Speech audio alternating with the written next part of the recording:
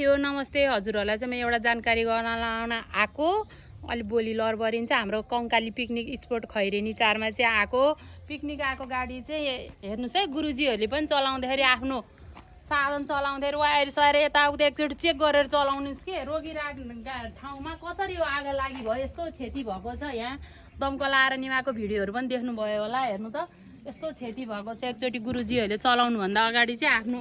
साधन मजाले चेक गरेर मात्रै चलाउनु होला यो के कारणले आगो लागि भयो अहिलेसम्म पत्ता लागेको छैन हेर्नुहोस् त साथीहरू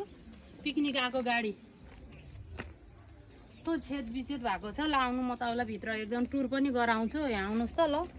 यता आउनुहोस् त गाडीभित्र यस्तो क्षतिविधि भयो रोकिरहेको ठाउँमा गाडी यस्तो भयो ल हेर्नुहोस् त केही छ त केही छैन ल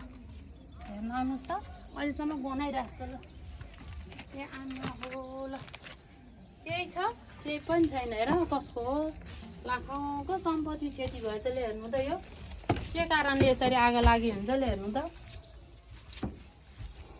यो हाम्रो खैरेनी 4 मा भएको घटना है साथीहरू रोकिरहेको गाडीमा पिकनिक आएको गाडी चाहिँ यस्तो आफै आगो लागि भयो अगाडि यो बोतलमा पानी हाल्नु हुँदैन नि